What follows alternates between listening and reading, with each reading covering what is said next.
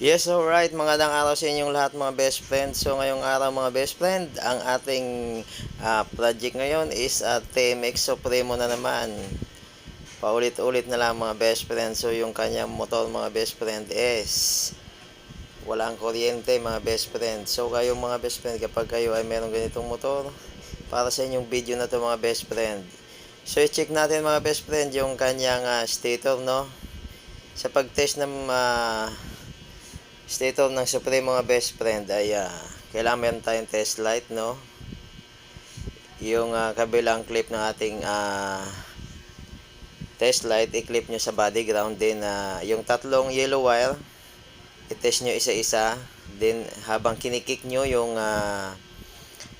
kick ng inyong motor, kapag kaya na umilaw mga best friend na na nakadikit sa body ground yung ating ibig sabihin grounded po yan. So mga best friend, kapag ka naman ay i-clip ninyo, ayan mga best friend, kagaya niyan, no? Yan, umilaw siya mga best friend. So yung dalawa yung umilaw mga best friend, no? So ibig sabihin mayroong problema doon sa ating stator mga best friend. So bubuksan natin to mga best friend, no? Pero patigurado ako mga best friend, stator ang sira nito. Okay?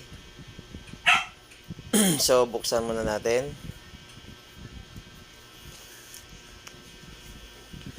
Okay, ito na mga best friend yung kanyang stator. Tingnan nyo naman, nangitim na, sunog na sunog, no? So ang gagawin natin dito mga best friend is palitan natin to ng bagong stator. Okay, sa mga Supremo ng mga best friend, no, kapag kayo motor nyo ay Supremo, huwag nyong pabayaan na walang batteries, no? Mas maganda ay mayroong battery talaga lagi yung inyong motor, no? Kasi isa yan sa mga cause kung bakit nasusunog yung ating stator, no? So sa mga Supremo na to mga best friend ay common na to sa kanila, no? Medyo mahina talaga yung stator ng Supremo, no? Ayan na mga best friend, natanggal na natin.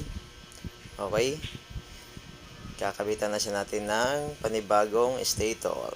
Okay, ito na ang ating ipapalit mga best friend, oh. Replacement lang kasi medyo mahal yung original, no? Walang budget si Bossing. Hindi niya akalain masira yung stator ng kanyang motor, no? Nakatatlong palit na daw siya dito, no?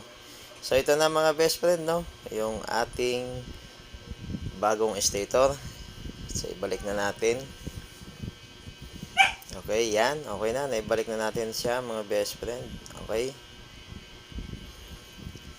So ganun lang kadaling mag-test ng ating stator ng ating TMX Supremo, no? Tandaan nyo lagi na kapag test ng ating stator ng ating TMX Supremo, mas maganda kung mayroon po tayong test light, no?